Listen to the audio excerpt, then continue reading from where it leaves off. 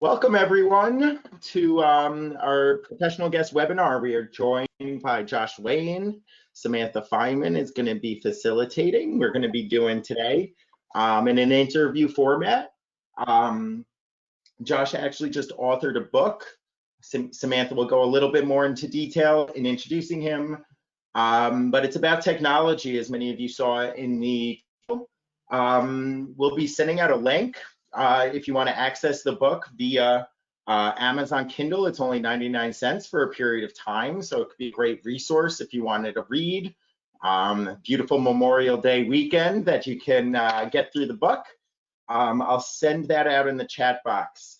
Just before I pass it off to Samantha, though, I just wanted to mention two things. We're going to have an opportunity at the end of the interview for you guys to be able to ask your questions. If you would like during the interview, you can submit the questions into the questions box, and then I'll get to them and I'll read them out loud afterwards. You could also wait, and when we get to the Q&A section, I'll give you guys the ability to turn on your mics if you'd rather just vocalize the question instead. So just keep an eye out in your chat box if you want to see the link to the Kindle version of the book. But on that note, Samantha, take it away. Thank you, Casey. Josh, welcome. Thank you for joining us today. This is, I know, Casey's been doing a weekly parent forum as a resource for our families, and this is a topic that has consistently come up. So welcome everybody that's out there, and hopefully this is informative to you. Again, we're going to talk today about kids and technology and what to do when devices rule. Just a little bit about Josh before we get started. A leading voice in the field of youth development, Joshua Wayne has worked with kids and families in just about every setting imaginable since 1996. Drug and alcohol treatment with at-risk foster youth, community mental health, private practice, and as a director of special education at the District of Columbia Public Schools. And like Casey just mentioned, is just coming out with a book on this topic. So we thought it'd be great to have him here answer kind of some questions that we've gathered from families that we've heard over and over again, and then answer some questions that you guys may have as well. So you ready, Josh? You all set? Go. Let's do it. Cool. All right, so one of the things that we're kind of curious about is how much screen time are kids using today, and how has that been influenced by the pandemic? So the best data that's out there comes from an organization called Common Sense Media, which I definitely recommend folks check out. It's a fantastic resource.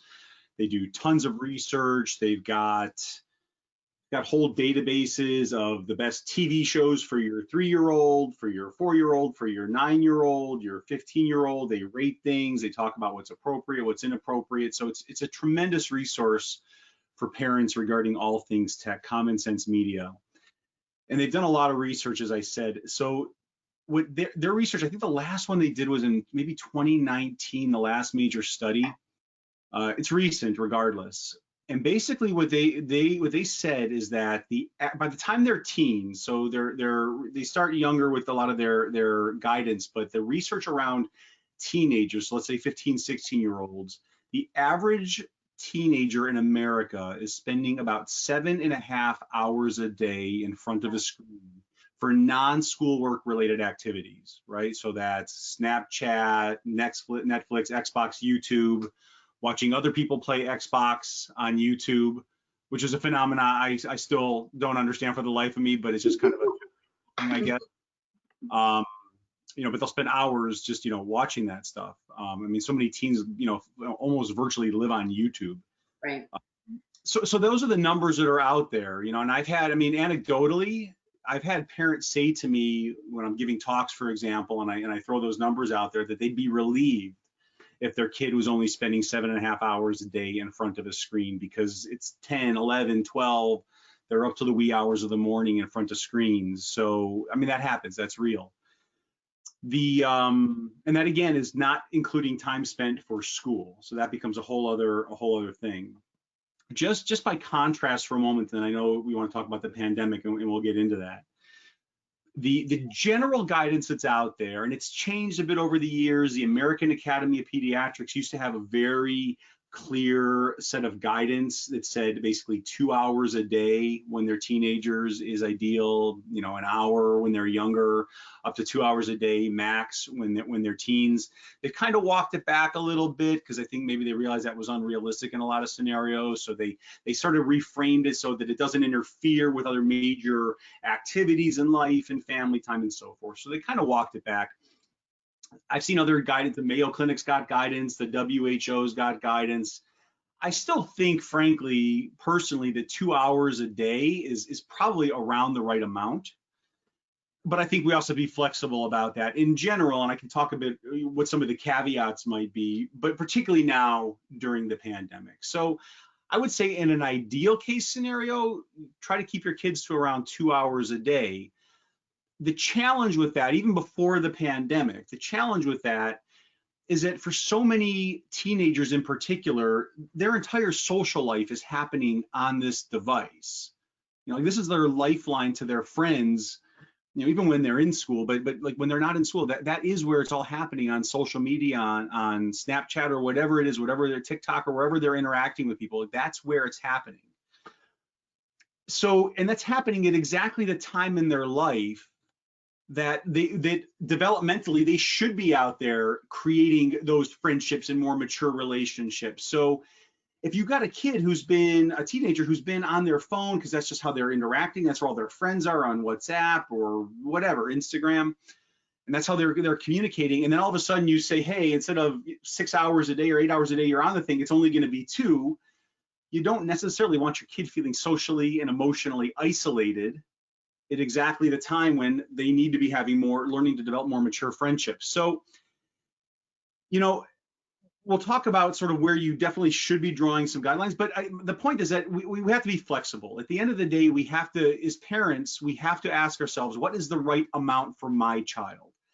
I really believe there need to be some limits. If you think about parenting in general, it's kind of like walking on a tightrope in general, where on the one hand, we know we need to have rules and boundaries and structure and consequences and accountability. And on the other hand, we know we need to kind of let them figure things out on their own. And it's a balancing act, and it's not an easy balancing act. And a lot of times we feel out of balance. And a lot of it comes down to what battles do we fight and what battles do we not fight. I personally do believe that tech is a battle we have to fight, because from my experience, if we don't assert ourselves in it at least somewhat, a lot of times they're not going to limit it for themselves. If we don't assert ourselves and hit the brakes on it at some point, too many of them just won't do it for themselves.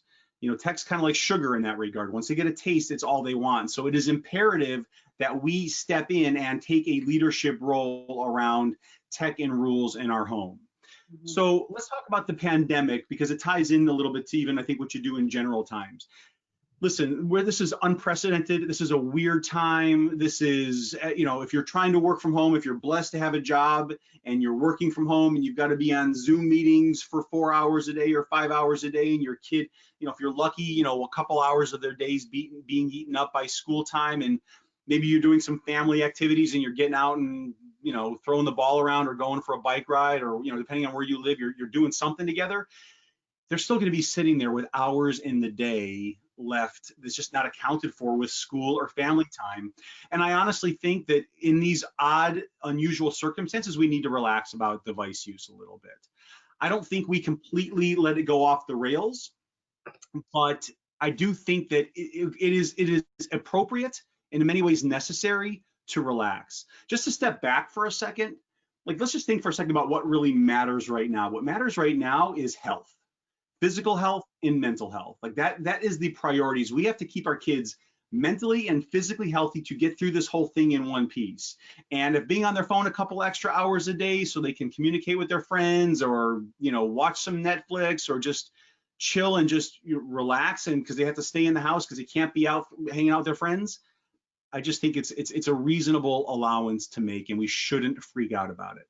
Now that said, it kind of comes around to like, if you can do nothing else rule, which I think really applies during these weird quarantine times, but I think this applies even if you've got a 16-year-old that I was saying before, who even under normal circumstances, if you take the phone away, they're going to feel completely isolated and in a way that's not necessarily going to be healthy for them.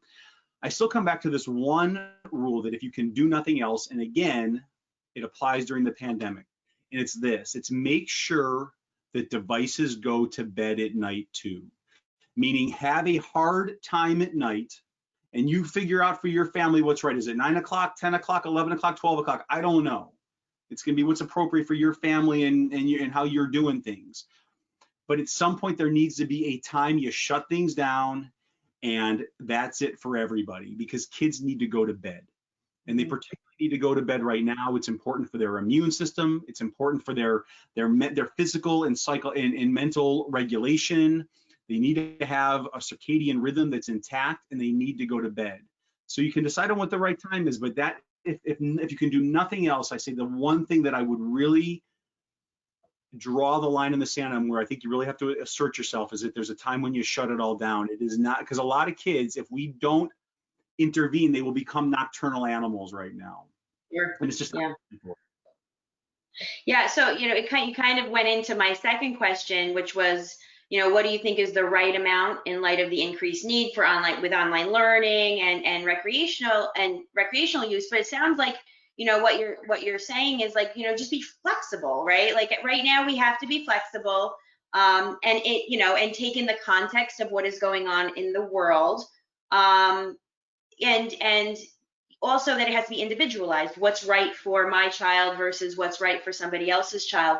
I think that's something that you brought up that was really interesting, is that social life piece. And I've never even really thought about it from that perspective. And I think it's because I grew up in a different time where my social development looked different than my own children's, right? And so there was no social media when I was growing up, and so how we structured our social lives were very different than how kids are now.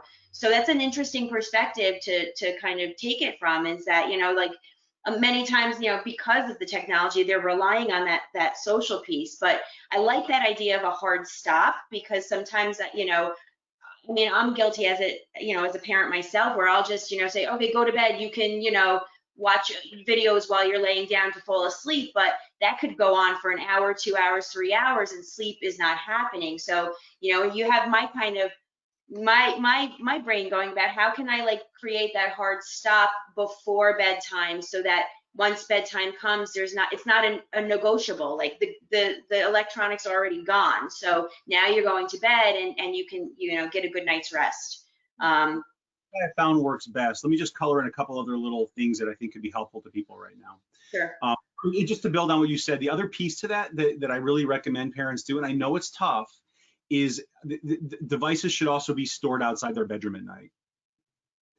Having a phone within arm's reach is an almost unbearable temptation for just a lot of teenagers. If they know their friends are on Snapchat and they're like, it's 11 o'clock, it's their shutdown time, and they're lying there 20 minutes later and they think you're asleep, the temptation to go just pick it up and just check in, right, is just too much. And then it's 2 o'clock in the morning. So again, it really is the ideal to just have a shutdown period of time. You can negotiate it, you can work with it, but at some point as parents, we have to say, like, this is the shutdown time, and that's when it's happening.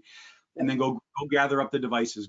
I call it the trick or treat method. You go around with a pillowcase and everybody drops their phone in there or their tablet. If you think they're going to get up and they've got desktop computers and big screens, and you think and you're worried that they're going to get up once they think you're asleep and start using it, then go around with a laundry basket and plug the screen and take it with you. It sounds a little crazy, but sometimes it's what we have to do to just help them hold themselves accountable. Yep. So that's one thing. The other thing too is that just in terms of like the rules to really pay attention to right now during this quarantine time, that's the number one, what I said before, the devices go to bed at night, I think is the most important. I would also say, I would add into it, if you can, don't let their device time eclipse their family time. Meaning they still need time with you, whether they realize it or not, whether they admit it or not, whether they're blowing you off or not.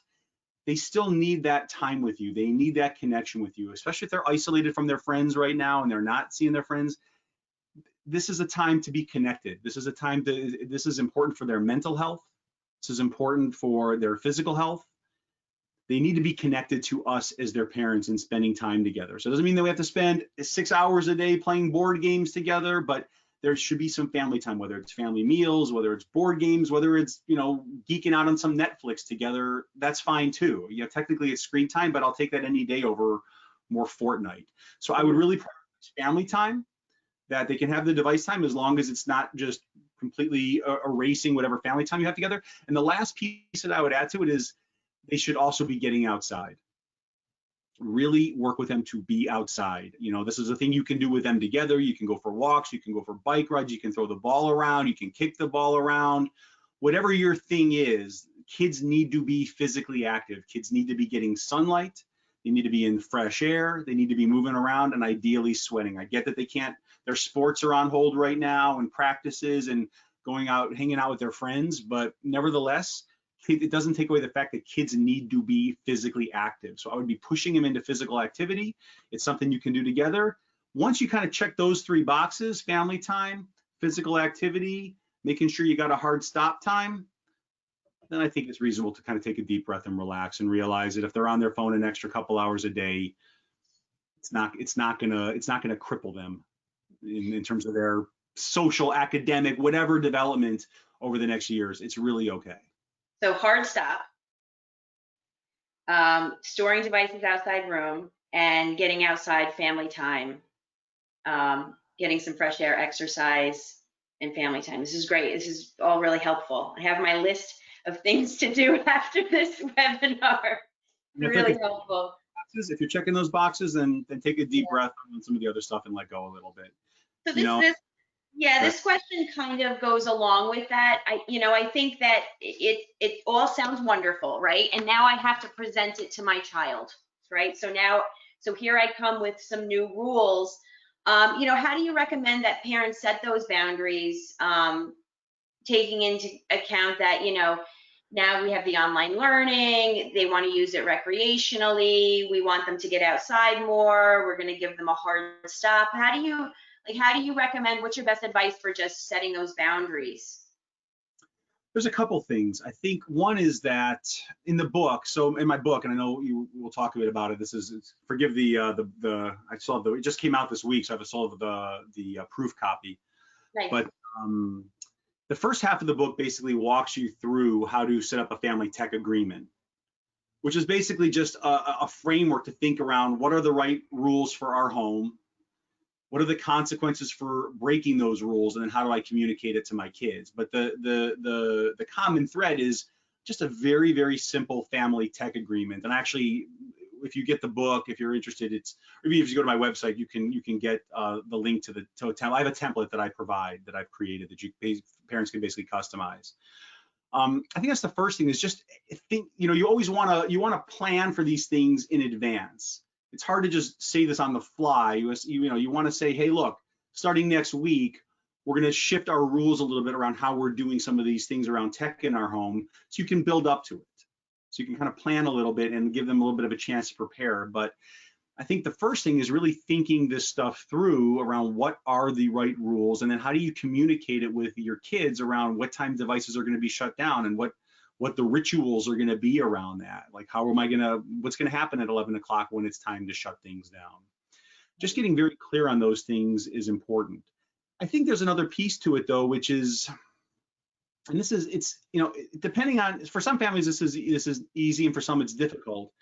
At some point we have to assert ourselves as the parents. We have to telegraph to them that they don't live in a democracy. It's not a pure democracy. They live in a benevolent dictatorship.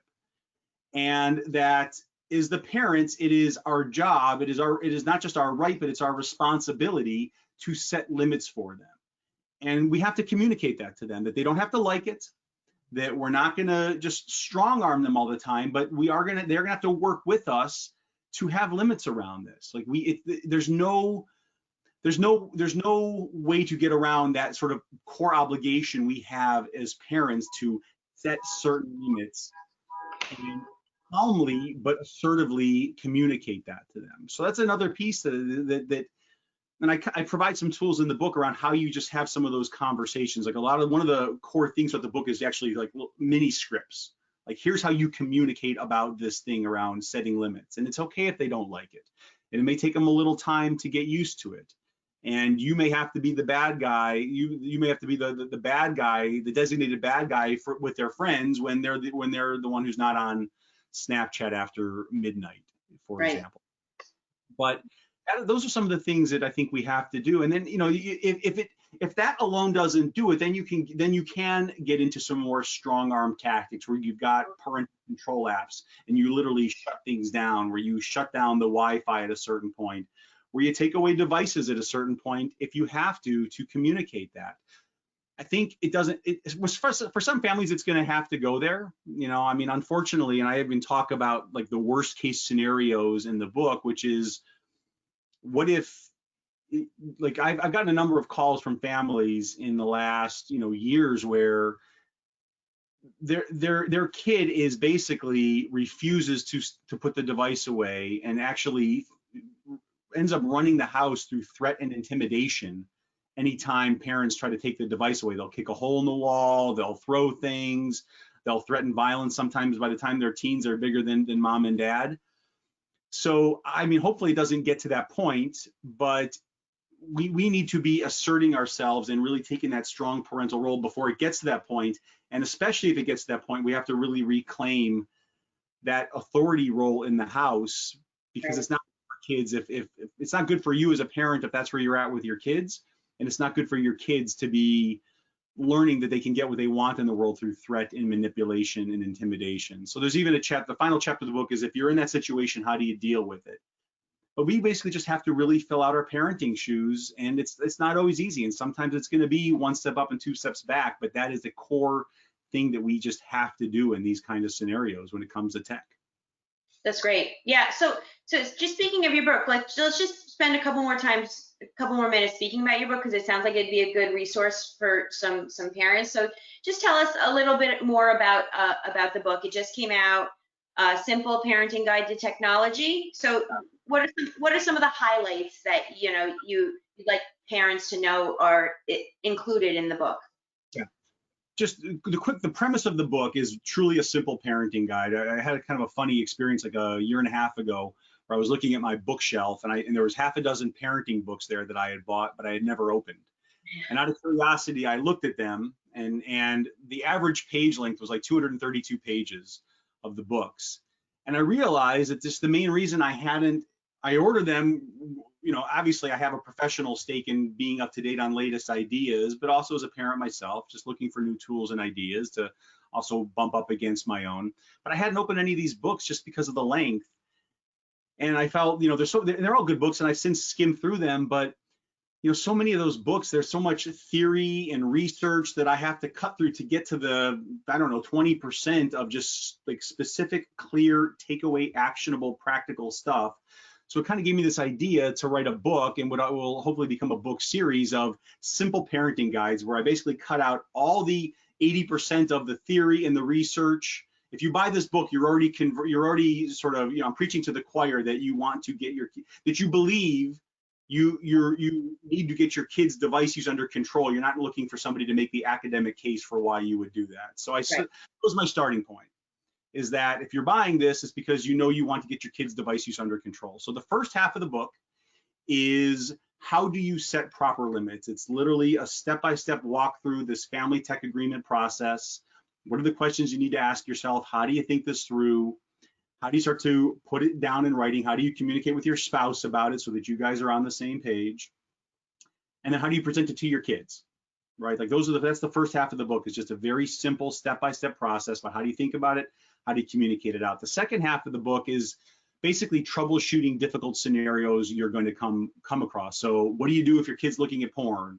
What do you do if your kid's being bullied online? What do you do if your kid is the bully online? What do you do if devices are completely taking over family time? And it's just very, very, it's almost like a cookbook, right? He's looking at porn, step 1, step 2, step 3, step 4, step 5. And that's how I went through all those trouble areas, just like a cookbook type mentality, very little, only the stuff you need to know and none of the stuff you don't. So that's really what the book is. It basically ends, as I was saying before, if you find yourself in that worst case scenario, you know, I wish I didn't have to include that, but again, I've talked to enough parents over the last couple of years that I realized it was just necessary that if you are in that situation, I don't want to leave you hanging. So there's clear steps on what do you do if you're really in a very difficult situation where your kid is really, really, really resisting your efforts to set limits on things. So that enables the book. As Casey said at the beginning, I think it's through Sunday. You can get the Kindle version for just $1 on Amazon. It's just part of the release promo. So I would encourage folks to check it out. I think you'll find it a really helpful resource. You can read the thing in less than an hour. That's really sort of by design, a simple parenting guide.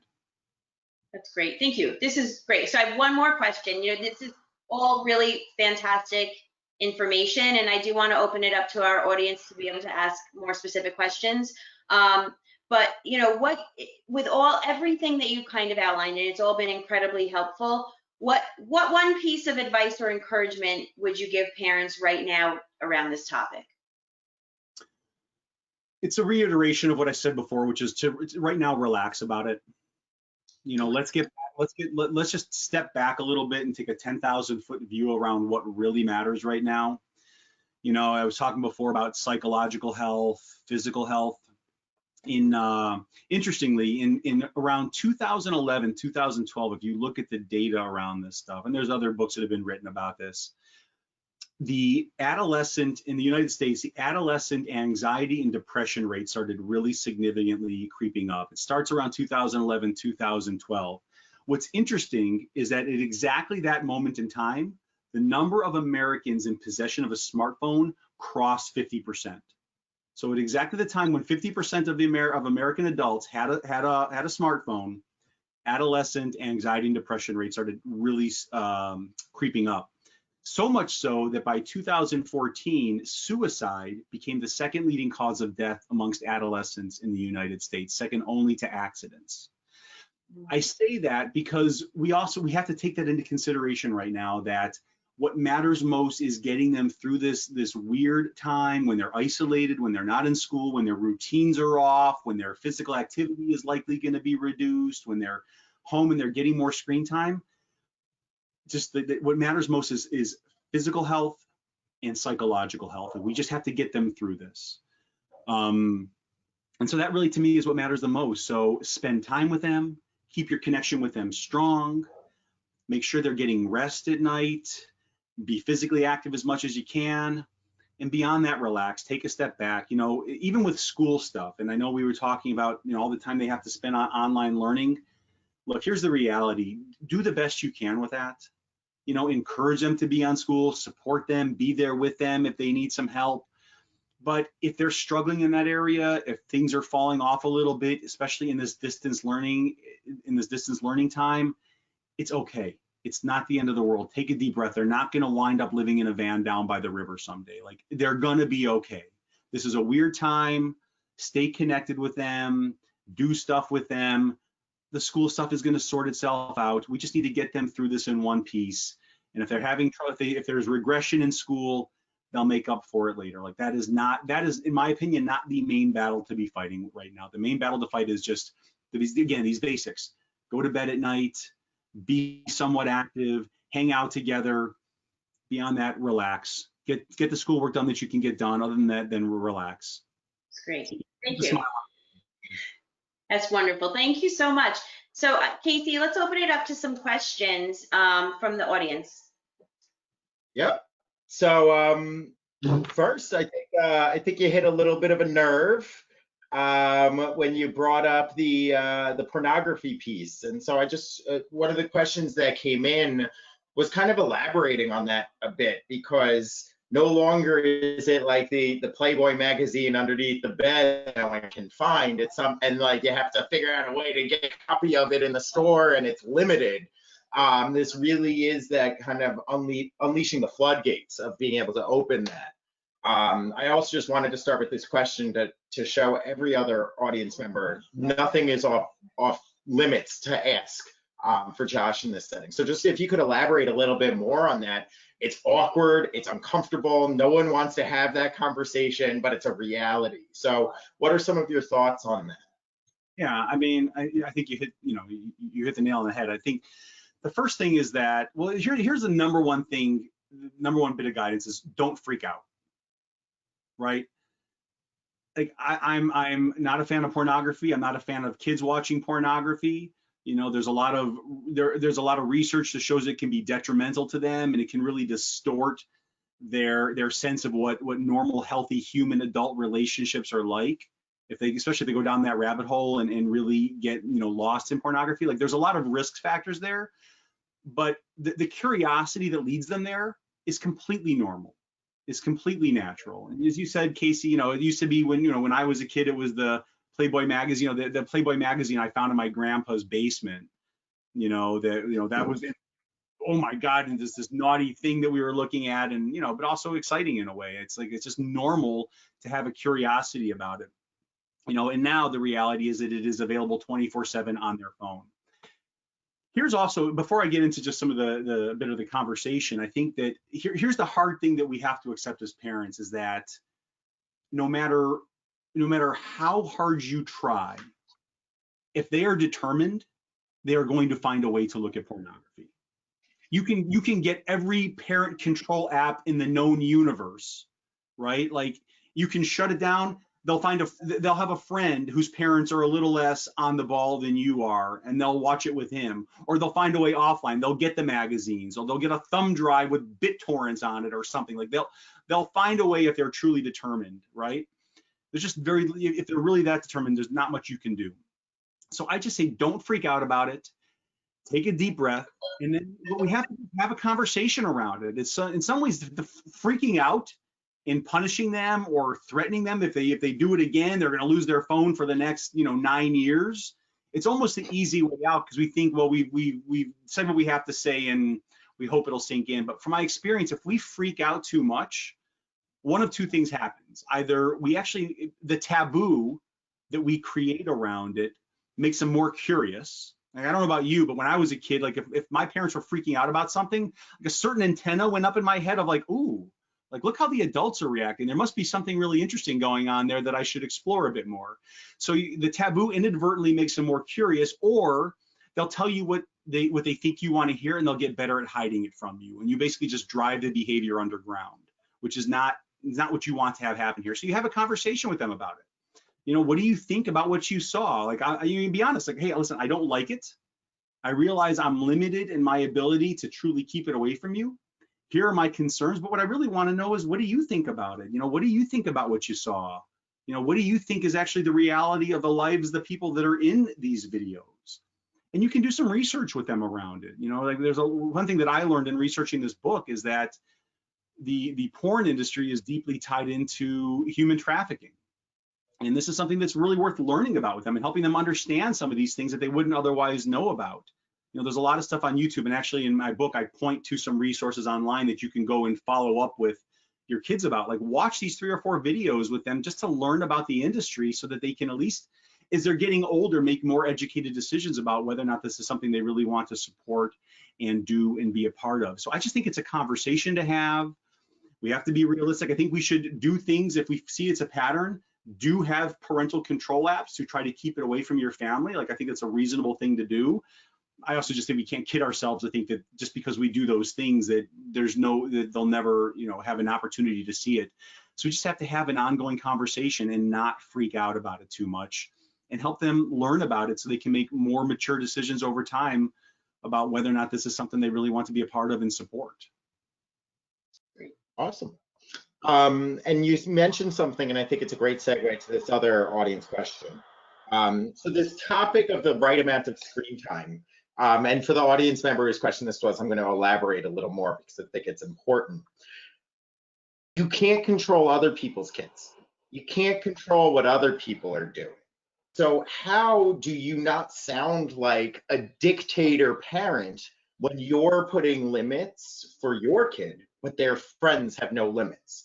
And even more of a curveball with that, what if you come from a separated family, 2 different households with 2 different rules? So now the parent that's trying to create rules for this, you're either the bad guy because so-and-so's parents don't do that, or mom, dad, they don't do it for me.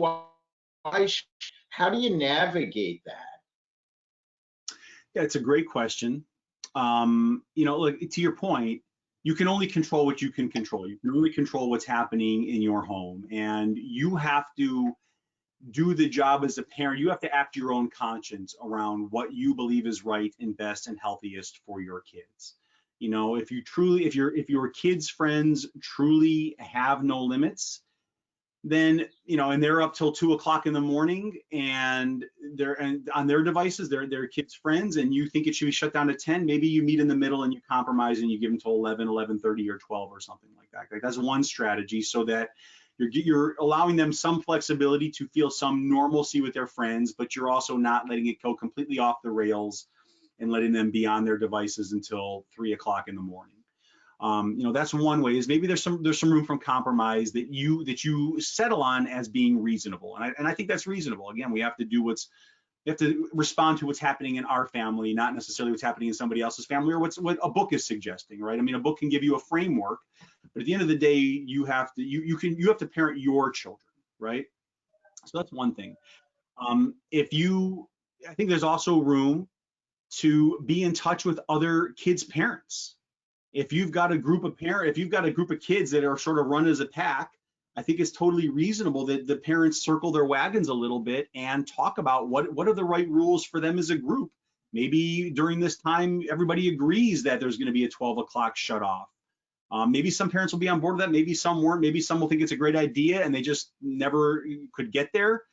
And maybe by circling the wagons as a group, you can actually move things forward together. That's another thing.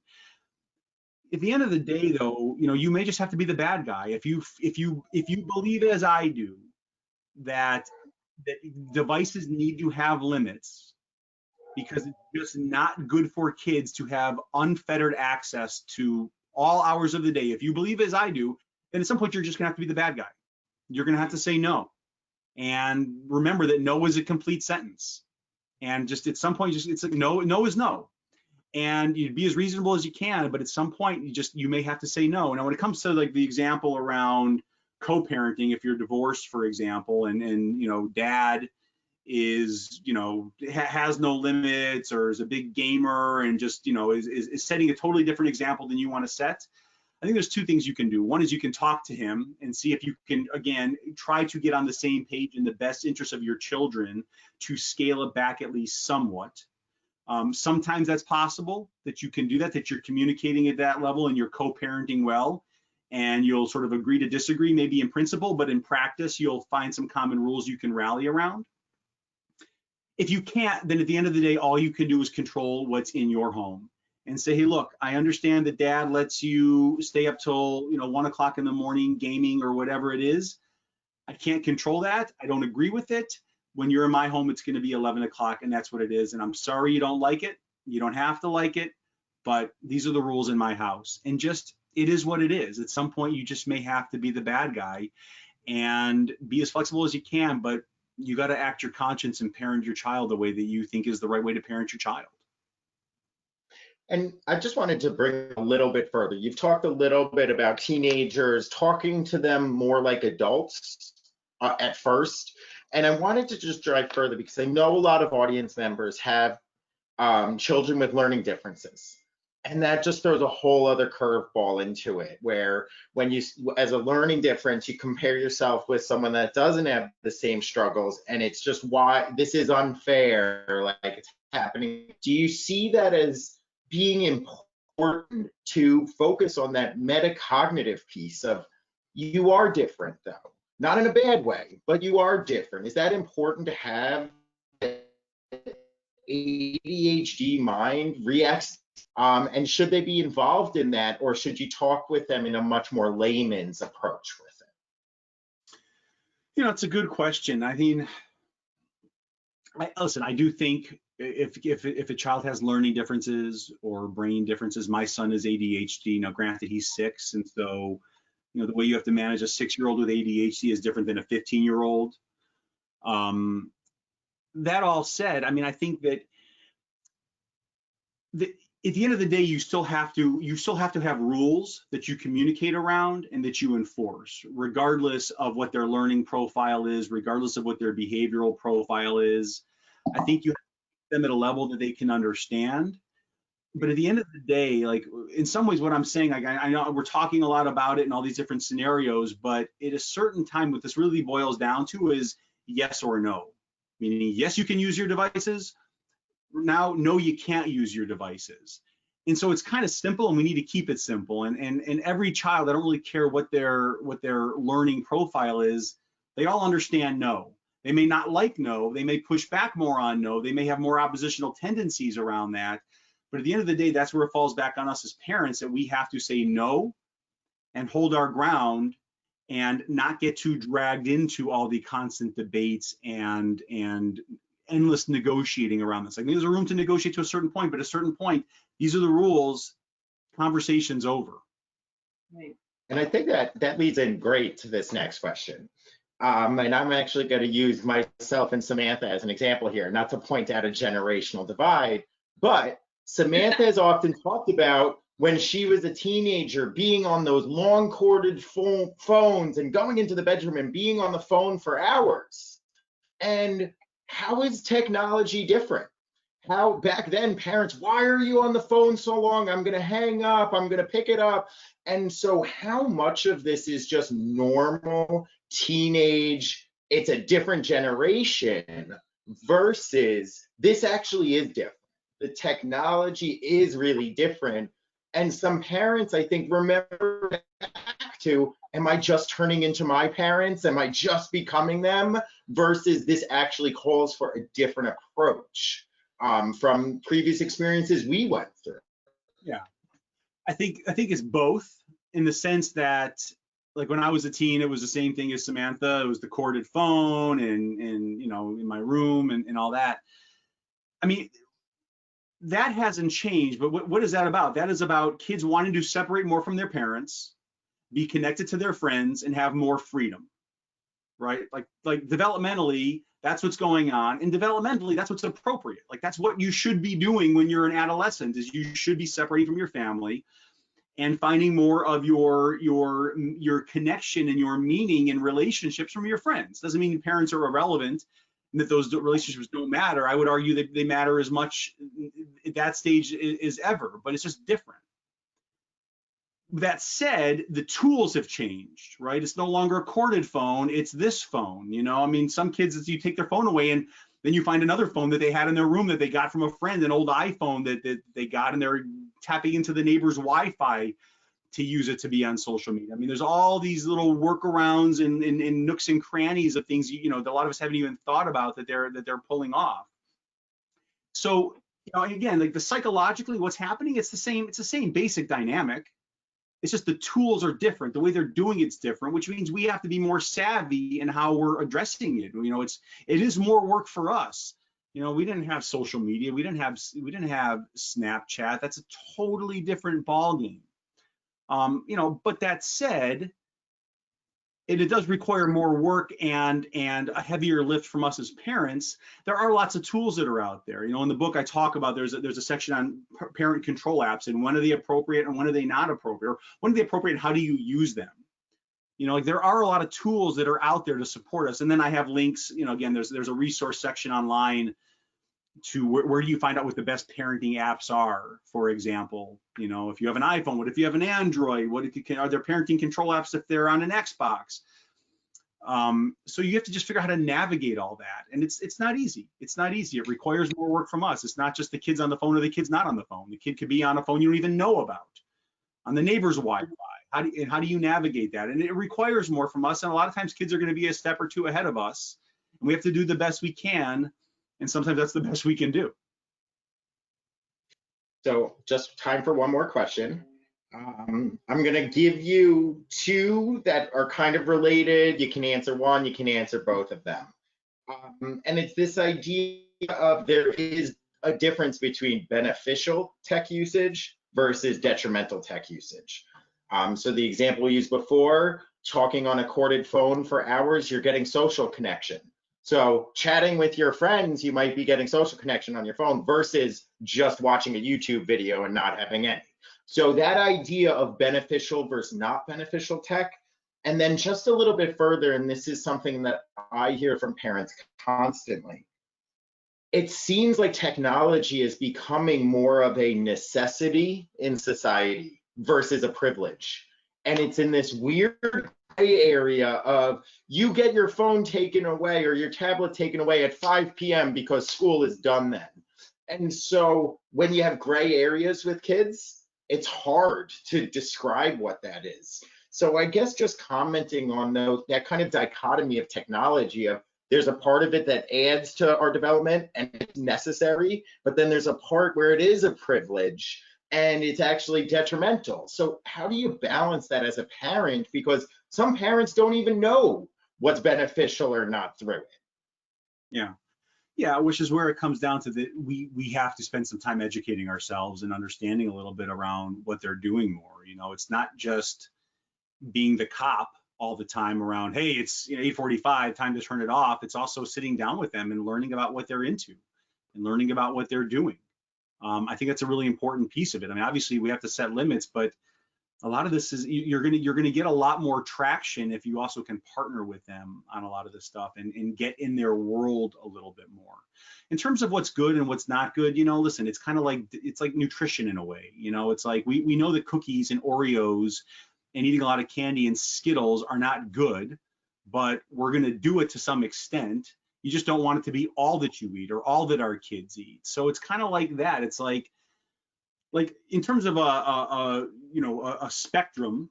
I mean, obviously there's tons of learning apps. There's so many things kids are doing with technology and making music and building things online. And there's countless ways in which technology can really foster creativity and learning, and those things are great. And then they can spend hours and hours and hours just overstimulating their neocortex playing violent video games in a way that's not healthy. My preference is to really limit things like the violent video games, but I also understand that, literally billions, hundreds of millions of kids around the world love doing that more than anything else. And just like they love eating Skittles more than anything else, but I'm not going to let my kid eat nothing but Skittles. He's going to have to eat broccoli and pasta and some meat. Like, he's going to have to eat a balanced diet, and then he can have some Skittles. And we have to approach tech in many ways the same way. Like, I don't want him playing violent video games, but if he's going to get it for an hour a day, because that's just sort of where the reasonable balance point is, but not 6 hours a day, then you have to work with that. Violent video games are sort of the extreme where I would try to keep them away from. Social media is probably one step back from that. It is social, but sometimes it also becomes very, it's inappropriate and just trivial and gossipy and just not really healthy, thoughtful communication. It just becomes making fun of other people and really just very, very vapid kind of communication. But again, that's where their heads are at. And so completely extricating it from their life is probably not realistic. So how do you set some balance around it? That's the Skittles, and maybe this, the video games are the Skittles, and maybe this is the Oreo cookies. Again, they're going to get a few Oreo cookies, but it can't just be eating a whole bag. There's going to have to be some limits around it. You have to figure out what's the balance. I just got to say, I am a big analogy metaphor fan, and I think that's really accessible. How do you get your kid to eat broccoli? Find a way to get broccoli to taste good. You don't just expect a kid to choose broccoli on themselves. You find a way to integrate it into dinner and get them to like it. So finding, and I focus a lot on that, and I think it just so rings true. They don't know what else to do. Maybe Skittles is the incentive to eat broccoli. Right. Hey, you don't broccoli, I'm going to give you a dozen Skittles tonight. But also what I love about that analogy too is just that I think that many times kids don't understand why you enforce rules. They don't understand why something has to be the way it is. And that gives a really nice way of being able to explain to them through that analogy why they can't be on their devices 24/7. If technology is candy, you're not eating candy all day, every day. Why not? Because you're not getting the proper nutrients. You're going to rot your teeth. Like, all of that stuff is a great analogy for why you can't just do, why you can't be on technology 24/7. I think it helps to make it a learning experience for them, so that they understand that it's not just an arbitrary rule. There's a reason why we're we're saying that they have to limit the amount of time they're on screen. So that's really great, really fantastic. And in the book, Yeah, again, so strategies for if all they want to do is screens, what are the strategies to use to start to walk that back and find the reasonable balance? Yep. So on that note, I want to say thank you to Josh. Thank you, Samantha, for leading it. Thank you, everyone, for joining. There's a follow-up survey. If you have additional questions or anything, Josh and ourselves will do our best to try and address them. I do think we didn't really touch on the whole realm of bullying and social engagement online. If you guys are interested in that, I'm sure you can give some feedback and we might be able to throw something together to focus more on that topic. A lot of this was about the usage of technology, time, but there's a whole other realm of what they're actually doing, especially within the bullying realm, which is just so proud. It's universal for high school, middle school, but now there's a whole other venue to do it on. So if you are interested in any other topics that you think might be relevant, please throw it into the survey. And these are meant to be useful for you. So if you have feeds to other information that's useful for you, who knows, maybe Josh will go write a whole part of his book series on it. So we really appreciate it. Thank you all for joining. And I hope the one last thing I just want to say, because it's a lot of parents, take the holiday to be with yourself, to be with your family. It's Memorial Day, enjoy it. We're not in normal times, but try to create at least some sense of normalcy. We've been doing a sprint and it's starting to turn into the length of a marathon and we need to take a breather. And so I know I've done it with all of my staff, but I'm just reiterating it to anyone that will listen. Take a day for yourself and your family. And I hope you guys all enjoy it. And hopefully see you again. Thank you again, Josh. Thank you, Samantha. And I hope you guys all have a great weekend. Thanks, guys. Have a good weekend, guys.